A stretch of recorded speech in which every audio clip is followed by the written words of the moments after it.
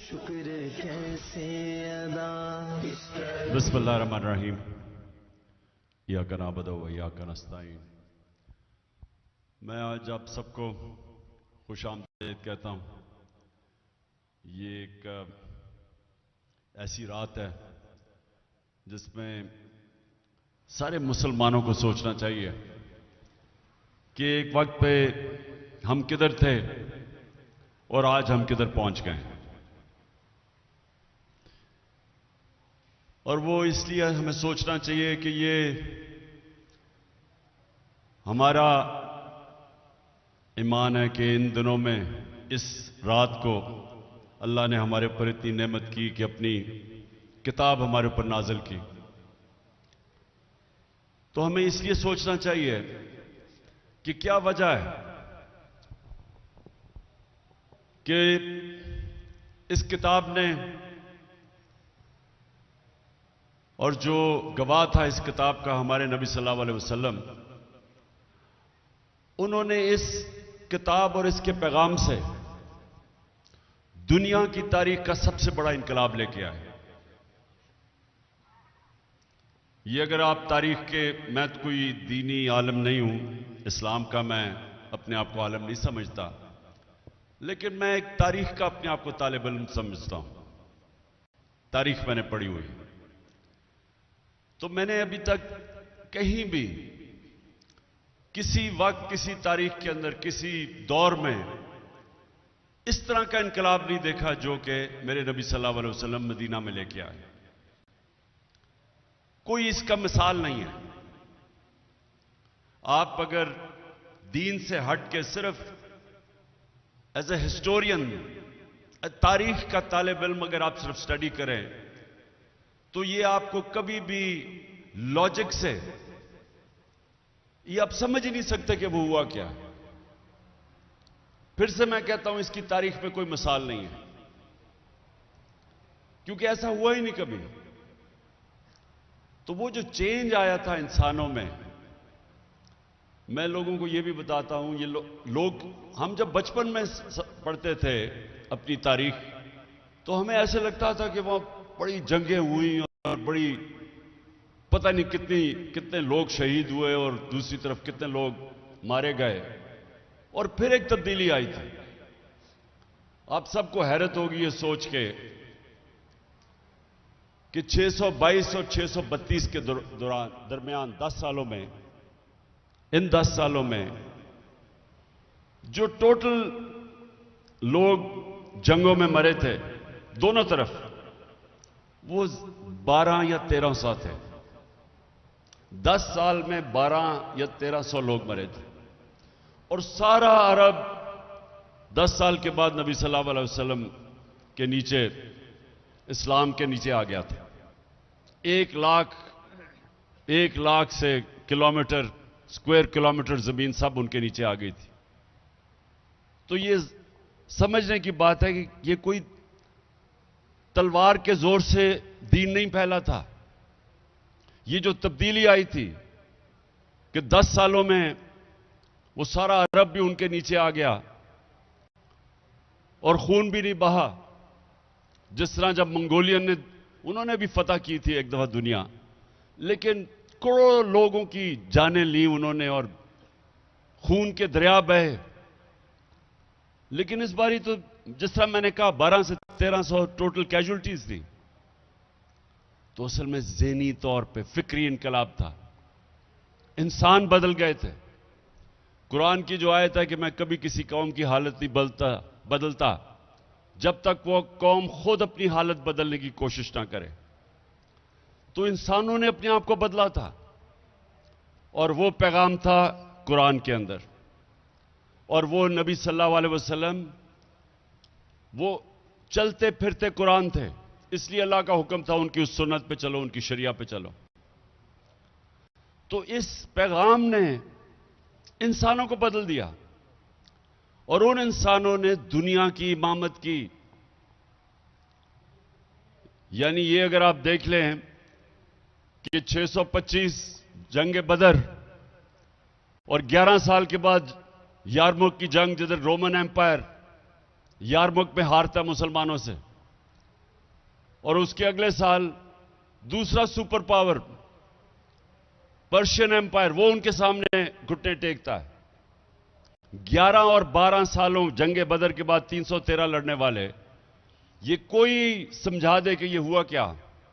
11 اور 12 سالوں کے بعد دنیا کی 2 سپر پاورز ان کے سامنے گھٹنے ٹیک دیتی ہیں. تو وہ کیا چینج آئی تھی؟ مجھے افسوس سے کہنا پڑتا ہے میں نے یہ کبھی, میں اتنے چھوٹا سا تھا جب میرے والد مجھے لے جاتے تھے جمعہ کے خطبے پہ, میں نے کبھی کسی کو یہ بتاتے نہیں سنا کہ یہ کیا ہوا تھا. اور میں نے اپنے اسکالرز جو ہیں, جو مسلمان اسکالرز ہیں, میں نے ان میں کبھی نہیں دیکھا کہ اس کے اوپر کوئی اس کو ریسرچ کرے کہ کیا چینج آیا تھا, یہ کیسے ہوا تھا. کیونکہ اس کی کوئی ایکسپلین بیان نہیں کر سکتا, کوئی نہیں بتا سکتا کہ یہ کیا ہوا تھا. اصل میں ہوا تھا, ایک پیغام آیا اور نبی صلی اللہ علیہ وسلم نے اس پیغام کے ذریعے انسانوں کو آزاد کر دیا. یہ یاد رکھیں کہ جو آزادی ہے, اللہ نے اپنی آزادی کے لڑنے کے لیے اس کو جہاد کہا ہے. اگر آپ اپنی آزادی کے اندر کی جنگ لڑتے ہوئے مرتے ہیں تو آپ شہید کا رتبہ دیا. اور پیغمبروں کے بعد شہداء کا رتبہ ہے, اتنا بڑا رتبہ دیا ہے.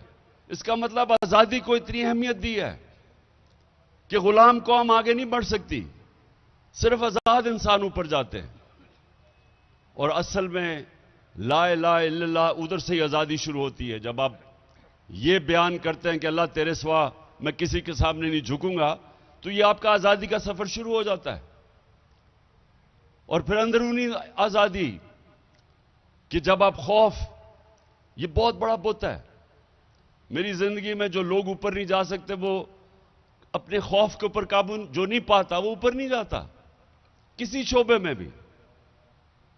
جو انسان خوف کے اوپر قابو نہیں پاتا اس نے آج تک بڑا کام نہیں کیا. جو میں مثال دیتا ہوں, جو شخص سب سے پہلے سب سے اونچے پہاڑ پہ چڑھا تھا آج سے کوئی 70 سال پہلے, تو اس سے پہلے سب لوگ جو اوپر چڑھنے گئے تھے ماؤنٹ ایوریسٹ کے, وہ مر گئے تھے. اور شاید تھوڑے سے تھے جو بچ کے واپس آ گئے تھے.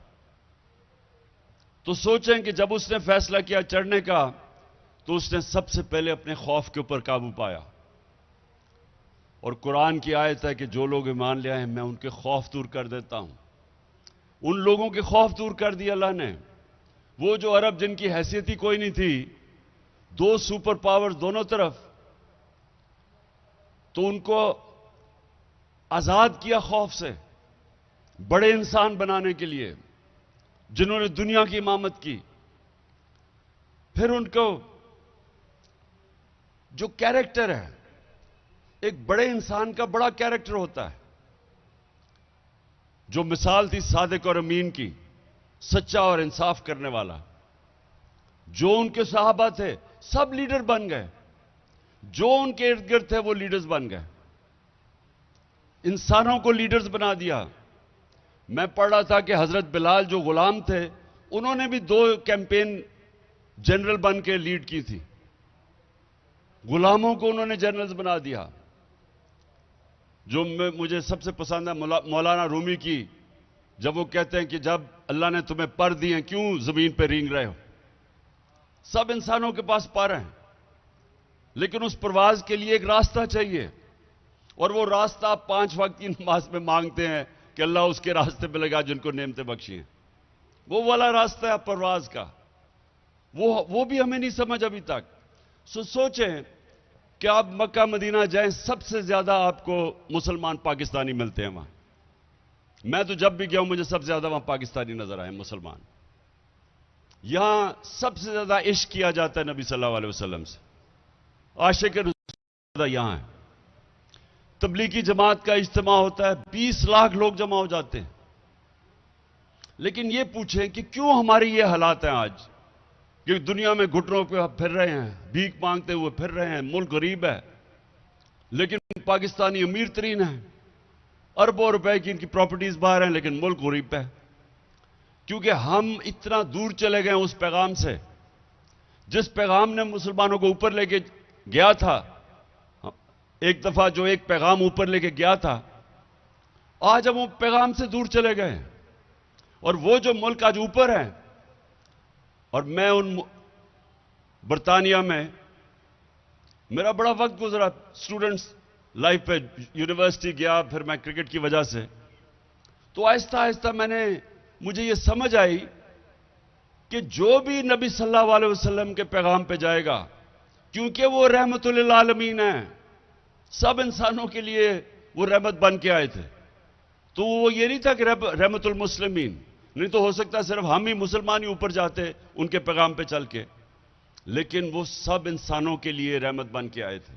تو جو بھی انسانی معاشرہ ان کے حکم پہ چلے گا وہ اوپر چلا جائے گا، جس طرح مسلمان تب اوپر گئے تھے، مدینہ کے بعد کئی سو سال تک انہوں نے دنیا کی امامت کی۔ تو آج ہمیں پاکستانیوں کو یہ سوچنا چاہیے اس رات کو، یہ بڑی عظیم رات ہے کہ جس دن اللہ کی کتاب ہمارے پہ نازل ہوئی تھی۔ ہم کتاب کی اتنی قدر کرتے اور ہمیشہ کرنی چاہیے، اللہ کی کتاب ہے، لیکن ہم نے اس کے عمل نہیں کرتے، اس کے اوپر ہم عشق کرتے ہیں اپنے رسول سے، لیکن ان کی سنت پہ نہیں چلتے۔ اور اگر آج آپ اپنے حالات دیکھیں تو سب سے بڑی وجہ یہ ہے، جس طرح علامہ اقبال نے کہا کہ جب بھی مسلمان معاشرہ اوپر جاتا ہے، وہ واپس جاتا ہے وہ مدینہ کی ریاست کے اصولوں کے اوپر، اور پھر اوپر آتا ہے، اور جب وہ نیچے آتا ہے تو ان سے دور چلا جاتا ہے۔ ہمارے لیے آج سب کو یہ سوچنا چاہیے کہ ہم اب کیسے اس قوم کو اوپر لے جا سکتے ہیں۔ اور میں آپ کو یہ بتا دوں کہ وہ جو بڑے سیدھے سیدھے اصول ہیں کہ جب تک ہم اس ملک میں عدل اور انصاف نہیں پیدا کریں گے اور اس کے لیے جنگ نہیں لڑیں گے، ہم آزاد نہیں ہوں گے، اور جب تک ہم آزاد نہیں، ہم اوپر نہیں جا سکتے، ہماری پرواز اوپر نہیں جائے گی۔ اور عدل انصاف کبھی بھی جو طاقتور، جو مافیاز، جو ایک کرپٹ نظام سے فائدہ اٹھا رہے ہیں، وہ کبھی انصاف نہیں آنے دیں گے، کیونکہ وہ ایک ظلم کے نظام سے وہ فائدہ اٹھا رہے ہیں، چھوٹا سا طبقہ ہے، وہ نہیں آنے دے گا۔ وہ پورا زور لگائے گا کہ لوگوں کو غلام رکھ کے اور خود وہاں عیاشیاں کریں، پیسے چوری کریں، باہر ان کے بڑے بڑے محلات ہیں، وہ کبھی نہیں آنے دیں گے۔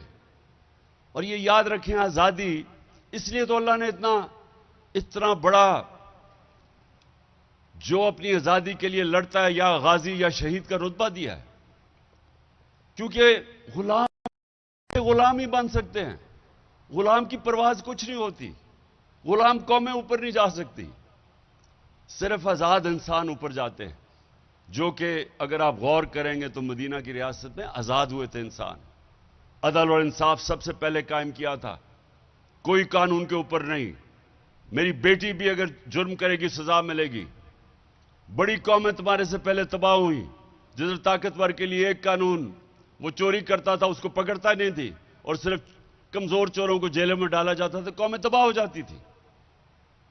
حضرت عمر، حضرت ابو بکر، حضرت علی، پہلے جب وہ خلیفہ بنے، پہلے بیان میں کہا کہ میں انصاف قائم کروں گا، میں طاقتور کو قانون کے نیچے لے کے آؤں گا۔ یہ سب سے بڑی ایک مسلمان معاشرے کے اندر جب آپ کہتے ہیں نا ہم شریعہ چاہیے، تو سب سے پہلا کام ہے عدل اور انصاف قائم کرو۔ جب تک وہ نہیں ہے، ایک قوم اوپر نہیں جا سکتی، خوشحال نہیں ہو سکتی۔ ہم سنتے تھے جی میں ایشین ٹائیگر بنا دوں گا پاکستان کو، یا میں کوئی لاہور کو پیرس بنا دوں گا۔ کوئی آج تک ایشین ٹائیگر یا پیرس نہیں بنا جب تک وہ رول آف لا نہیں ہوتا، جب تک انصاف نہیں ہوتا۔ ڈنمارک نمبر 1 ہے 140 ملکوں میں رول آف لا یعنی انصاف کے انڈیکس میں، 140 ملکوں میں ڈنمارک نمبر 1 ہے، پاکستان 129 نمبر ہے 140 میں سے، اور وہاں $68,600 ان کی اوسط آمدنی ہے، $68,600، اور پاکستان کی $1,600 ہے۔ کیونکہ وہ انصاف ہے، وہاں خوشحال ہیں۔ اپنی تاریخ اٹھا کے دیکھ لیں، جب ہندوستان میں کوئی آیا ایسا حکمران جس نے انصاف قائم کیا، خوشحال ہو گیا. بلبن کی تاریخ اٹھائیں اور علاؤدین خلجی کی، کیونکہ وہ انصاف کرنے والے تھے، وہاں خوشحالی آ گئی.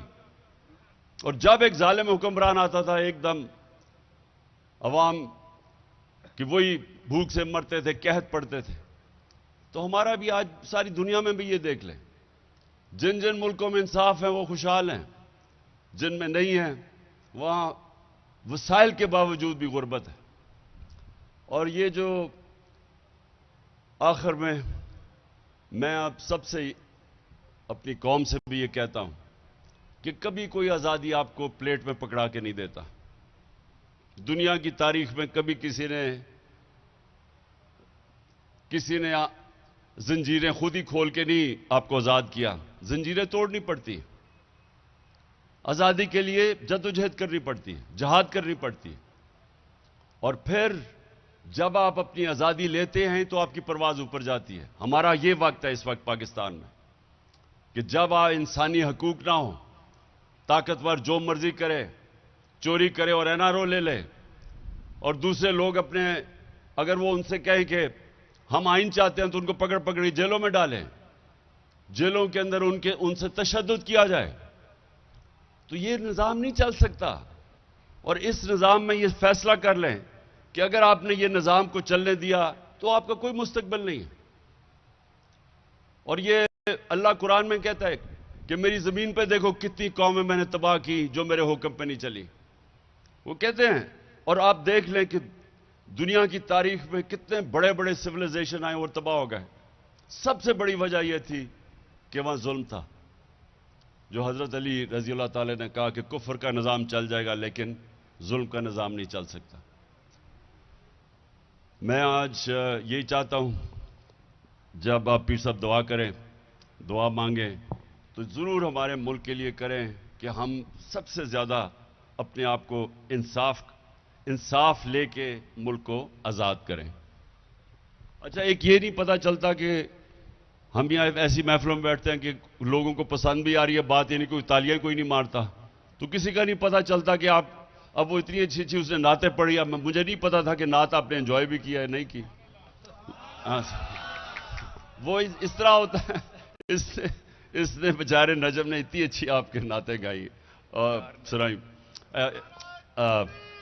نجم نے اور ابرار کر تو پھر بھی تھوڑا لوگوں نے پھر بھی تھوڑا اپریشیٹ کیا، لیکن نجم بیچارے کو پتہ ہی نہیں کہ اب ہم تالیاں نہیں بجا سکتے.